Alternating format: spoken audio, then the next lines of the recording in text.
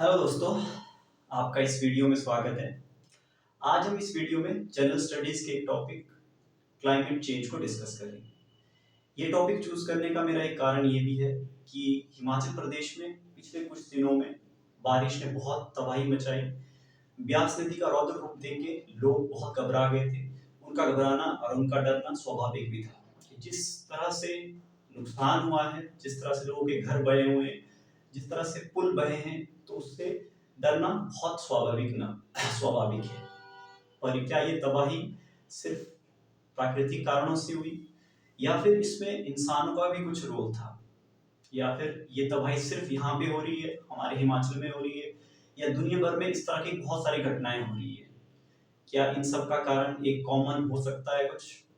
आज इस वीडियो में हम यही चीज जानने की कोशिश करेंगे और देखेंगे कि आने वाले फ्यूचर में क्या ये समस्याएं इससे भी बहुत भयानक रूप में हमारे सामने आ सकती है।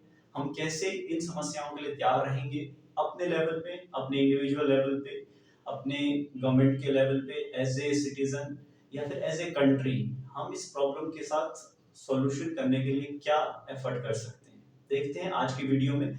और ये भी जानेंगे कि अभी करंट सिनेरियो में क्या कोशिशें की जा रही है, क्या वो कोशिशें इनफ है, क्या दुनिया के देश इस समस्या को, जितनी ये सीरियस है, जितनी ये रियल है, जितनी ये भयानक है, जितनी डेंजरस है, क्या उसी तरह से इसको देखा जा रहा है? तो एनालाइज करने की कोशिश करेंगे। आज का डाटा मेरा द रिव्यू एक अखबार है, उसके एडिटोरियल पेज के डाटा के बेस पे रहता है। इसका रेफरेंस मैं आपको नीचे कमेंट सेक्शन में, डिस्क्रिप्शन में दे दूंगा। अगर आपका कोई सजेशन होगा तो उसका भी स्वागत रहेगा। तो चलिए शुरू करते हैं आज के टॉपिक को, क्लाइमेट चेंज। क्लाइमेट चेंज ये जो वर्ड है ये क्वाइन हुआ था 1975 में। 1975 में कोलंबिया यूनिवर्सिटी के एक जियोकेमिस्ट थे, उन्होंने ये टर्म क्वाइन की थी, क्लाइमेट चेंज। उन्होंने ऑब्जर्व किया था कि जो अर्थ का हमारा एनवायरनमेंट है वो कुछ टाइम से लगातार चेंज हो रहा है, और इसको जो ऑफिशियली डिफाइन किया जाता है, the long term alteration in the average weather of earth, कि अर्थ का जो ज्यादातर मौसम है उसका लंबे समय से बदलाव होना, उसको क्लाइमेट चेंज कहा जाता है।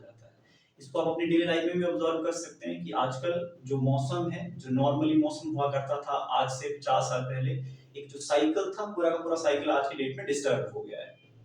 तो जान सबसे पहले कोशिश करते हैं इसके कारणों की कि क्यों ऐसा हो रहा है। और जो रिसर्च कहती है वो उसके लिए 3 कारण मेन, जो बहुत बड़े कारण सामने आ रहे हैं। पहला कारण है इसका फॉसिल फ्यूल्स का बहुत ज्यादा यूज होना। फॉसिल फ्यूल्स, जिनको हिंदी में जीवाश्म ईंधन कहते हैं, जैसे आपका पेट्रोल, डीजल हो गया, जितनी भी आपकी गाड़ियां हैं, इंडस्ट्रीज है, वो सभी फॉसिल फ्यूल्स का यूज करते हैं। और फॉसिल फ्यूल से जो गैस निकलती है CO2, और जो भी अनवन कार्बन है, वो पोल्यूशन का मेन कारण होता है। दूसरा इसका कारण दिया जाता है डिफॉरेस्टेशन, बहुत ज्यादा वनों का कटाव। और तीसरा है emission of green house gases, emission of green house gases. ये जो तीसरा कारण है ये एक नई समस्या पैदा कर रहा है, जिसे हम ग्लोबल वार्मिंग भी कहते हैं। पहले ग्रीन हाउस गैसेस देख लेते हैं, कौन कौन सी मेजर ग्रीन हाउस गैसेस होती है। इसमें कार्बन डाइऑक्साइड रहती है, मीथेन रहता है, और आपका एक नाइट्रस ऑक्साइड है। वैसे तो बहुत सारा ग्रुप होता है, but major contribution in 3 gases का रहता है। इसमें भी हाईएस्ट आपका मीथेन रहता है, जो एग्रीकल्चर इंडस्ट्री से पैदा होता है। CO2, जितना भी आपकी इंडस्ट्री है, जितने भी व्हीकल्स है, वो इसके सोर्स होते हैं।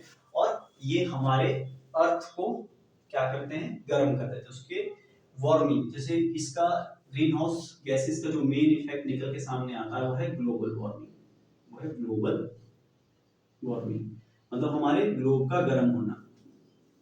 अब ये ग्लोबल वार्मिंग होती कैसे, पहले थोड़ा सा साइंटिफिक वो कॉन्सेप्ट देख लेते हैं कि ग्लोबल वार्मिंग कैसे हमारी अर्थ का टेम्परेचर डे बाय डे, या फिर आप सोच सकते हो साल दर साल टेम्परेचर बढ़ता जा रहा है। तो होता क्या है, देखो एक्चुअल में अगर इसको हम अर्थ माने, अर्थ में जो सोर्स ऑफ हीट है, सबसे बड़ा सोर्स सन है।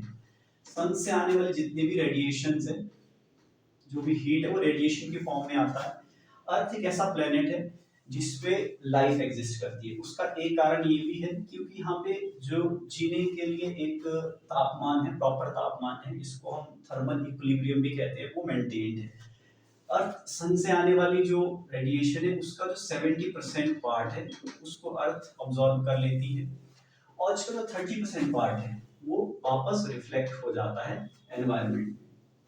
वो 30% पार्ट रिफ्लेक्ट होने की वजह से हमारे पास अर्थ उतना ज्यादा गर्म नहीं होती है जितना कि नुकसानदायक, मतलब इस तरह से बैलेंस बना रहता है। बट जब ये ग्रीन हाउस गैसेस, ये जो ग्रीन हाउस गैसेस के साथ बहुत सारी और गैसेस होती है, जब ये एनवायरनमेंट में एकोमोडेट होती है तो ये अर्थ के चारों तरफ इस तरह का एक बबल क्रिएट कर देती है, गैस का बबल, मतलब जो चारों तरफ से फैला हुआ है। और जो ये 30%, ये एंट्री पे कोई वो रिस्ट्रिक्शन नहीं है, बट जब 30% इसने बाहर जाना था ये उसको ऑब्जर्व करके वापस अर्थ पे रिफ्लेक्ट कर देता है, जो रेडिएशन बाहर जानी थी उसको भी वापस रिफ्लेक्ट करना है। अब जो 70% वो पहले से ऑब्जर्व कर चुका है अर्थ ने, अब जो 30% बाहर जाना था उसमें से भी कुछ परसेंटेज अर्थ की तरफ वापस रिफ्लेक्ट हो रही है। इससे क्या है कि जो अर्थ का टेम्परेचर है वो साल दर साल बढ़ता जा रहा है, और इस प्रोसेस को एक नाम दिया जाता है ग्लोबल वार्मिंग, कि हमारा ग्लोब वार्म हो रहा है, गर्म हो रहा है। और इस ग्लोबल वार्मिंग के बहुत ही ड्रास्टिक वो कॉन्सिक्वेंसेस देखे जाते हैं। इसमें जो सबसे बड़ा कॉन्सिक्वेंस देखा जा रहा है कि इससे ग्लेशियर मेल्ट हो रहे हैं, तो बहुत सारी कंट्रीज है, कोस्टल सिटीज है, जैसे कि आपका बांग्लादेश है, श्रीलंका है, मालदीव्स है, सिटी में से मुंबई है, इस तरह की सिटीज जो बिल्कुल कोस्टल एरियाज में है उनको डूबने का खतरा है आने वाले सालों में। दूसरा है कि आपके पास जो पहाड़ है, वहाँ पे जो ग्लेशियर है या वहाँ पे जो बर्फ है वो पिघलती है, उससे जिस तरह का पहाड़ का स्ट्रक्चर होता है ग्लेशियर लेक्स फॉर्म्स होते हैं, और जो ग्लेशियर लेक्स है जब उनमें पानी का अमाउंट बहुत ज्यादा होता है वो टूटते हैं तो एक फ्लड की फॉर्म में वो आगे तबाही में जाते हैं। केदारनाथ का एग्जाम्पल, केदारनाथ में जो घटना हुई थी वो इसका एक एग्जाम्पल था कि ग्लेशियर लेक्स फटने से कितना बड़ा नुकसान हो सकता है। तो ये बात थी ग्लोबल वार्मिंग की और क्लाइमेट चेंज से निकलने वाले लॉस की, कि क्या क्या इससे लॉसेज होते हैं। अब देखते हैं कि करंट सिनेरियो में आजकल ये जो क्लाइमेट चेंज है ये किस तरह से अफेक्ट कर रहा है। करंट सिनेरियो का मेरा मतलब है कि आज की डेट में, यानी कि जुलाई 2023 में वीडियो बनाई जा रही है, तो आज की डेट में कहाँ के हमें इसके रियल एग्जाम्पल देखने को मिल रहे हैं और किस लेवल का लॉस देखने को मिल रहा है, तो डिस्कस करते हैं। देखो,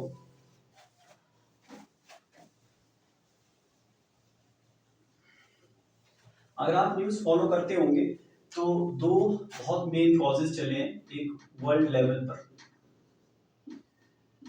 दो जगह हैं, एक नॉर्थ अमेरिका और यूरोप। यहाँ पे आजकल हीट वेव्स, बहुत ज्यादा गर्मी हो रही है, और एक सर्वे के मुताबिक पिछले 8 साल सबसे गर्म साल देखे गए हैं आज तक की हिस्ट्री में। एक संस्था है उसका नाम है IPCC, inter governmental panel for climate change. इसने अपनी रिपोर्ट में 2023 की रिपोर्ट में ये कहा है जितने भी पिछले 200 सालों में अर्थ की हीटिंग हुई है उसके लिए सारे के सारे सारे ह्यूमन एफर्ट्स ही रिस्पॉन्सिबल है। दूसरा उन्होंने एक और फैक्ट फाइंड किया है कि हमारी अर्थ का टेम्परेचर 1.15 डिग्री सेल्सियस इंक्रीज हुआ है after industrial revolution. Industrial revolution हुई थी 18th सेंचुरी में, यानी कि आप सोच सकते हैं 200 से 250 सालों में हमारा टेम्परेचर यहाँ से इतना इंक्रीज हो गया है, और इसके कॉन्सिक्वेंसेज आपको ग्लोबल लेवल पे दिख रहे हैं, जैसे कि जंगलों की आग बहुत ज्यादा बढ़ रही है, हरिकेन आना, फ्लड्स आना, और जिस इंटेंसिटी से वो आ रहे हैं वो डे बाई डे या फिर साल दर साल बढ़ती जा रही है। अभी हम हिमाचल की बात करते हैं कि हिमाचल प्रदेश में भी इसका रिसेंट जो नुकसान हुआ, जहां से हमने वीडियो स्टार्ट किया था, इसका अंदाजा इससे लगाया जा सकता है। देखो 15 ब्रिजेस वो पूरी तरह से बह गए हैं, 34 ऐसे ब्रिजेस हैं जो जिनको बहुत नुकसान हुआ है, 1000 से ज्यादा रोड्स 1000 से ज्यादा रोड डैमेज हो चुकी है जिन पे अभी गाड़ियां नहीं चलाई जा सकती है। 566 से ज्यादा रोड्स अभी भी ब्लॉक पड़े हैं, जो रोड तैयार है बट वहां पे ब्लॉकेज लगा है किसी लैंडस्लाइड की वजह से या किसकी वजह से। ये जो डाटा है ये मैं कह चुका हूँ पहले, ये द ट्रिब्यून का जो 27 जुलाई 2023 का एडिशन है वहां से लिया गया है, करंट डाटा है। तो इसको आप देख सकते हैं कि किस लेवल पे हिमाचल में ये नुकसान हो गया, और एक एस्टिमेशन लगाया जा रहा है कि हिमाचल में जो नुकसान है वो लगभग 8,000 करोड़ से ज्यादा का नुकसान हो चुका है। और अभी इस पे कैलकुलेशन हो रहा है। अब इसका रेस्टोरेशन होना, इस पे वापसी करना, ये अपना एक मुद्दा है, कितना लंबा जाता है ये काम। तो इससे ये देखा जा सकता है कि क्लाइमेट चेंज का समस्या है, ये हमें इकोनॉमिकली भी परेशान कर रही है, इसमें लाइफ लॉसेस भी होते हैं, सफरिंग भी होती है। और कमाल की बात ये है कि इसमें जो डेवलपिंग नेशंस है वो ज़्यादा सफ़र करते हैं, जैसे कि अफ्रीकन कंट्रीज़ है कुछ, और साउथ एशियन कंट्रीज़ है। और इसका मेजर कंट्रीब्यूशन देखा जाएगा ग्लोबल लेवल पे, तो इसमें जो वेस्ट की कंट्रीज़ है आपकी, वहाँ पे इंडस्ट्रीज बहुत ज़्यादा है, America, Canada, Brazil type countries, और जो दूसरे चाइना, ये कंट्रीज़ इसमें मेजर प्रोडक्शन फॉलो करती हैं। तो ये तो सारी प्रॉब्लम्स की बात होगी। अब हम कुछ सॉल्यूशंस की बात करते हैं कि हम अपने लेवल पे इस प्रॉब्लम को कैसे एड्रेस कर सकते हैं, और क्या-क्या इसको एड्रेस करने के लिए अभी करंट सिनेरियो में किया जा रहा है। तो सॉल्यूशन की बात करते हैं। देखो,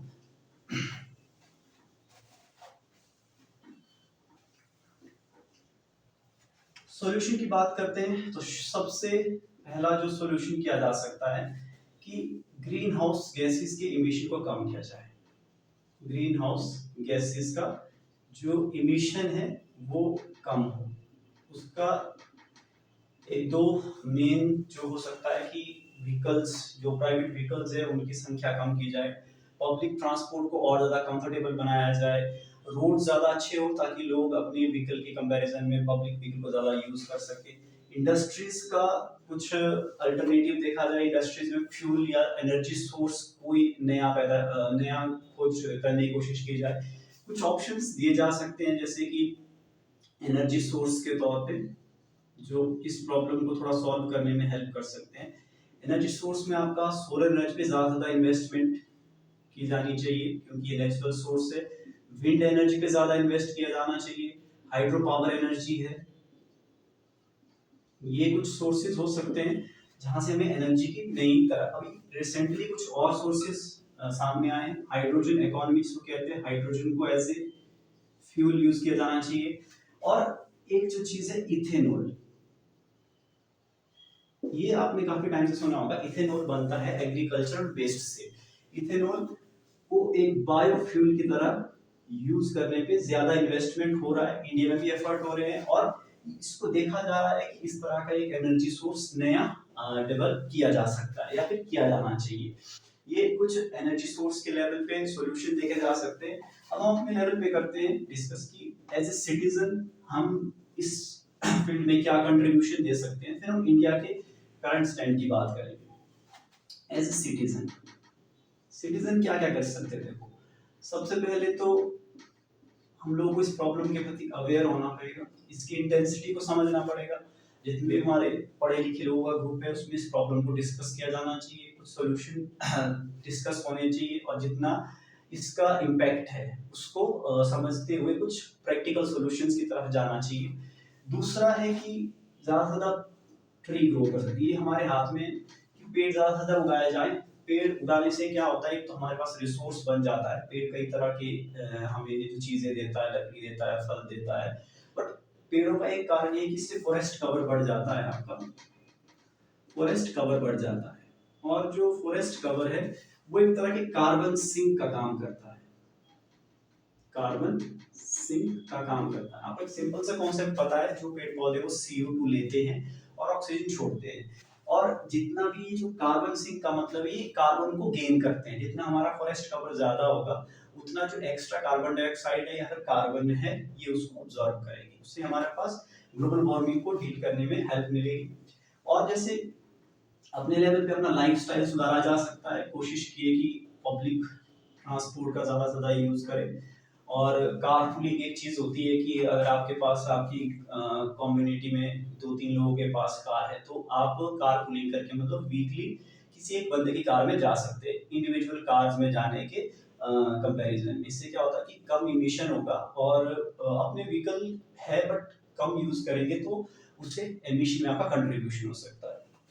इंडिया की सिचुएशन की बात करते हैं, इंडिया के बारे में कुछ चीज़ें इस सिनेरियो में पॉजिटिव कही जा सकती है कि इंडिया हाइड्रोजन इकोनॉमी में बहुत ज़्यादा इन्वेस्ट कर रहा है आज की डेट में।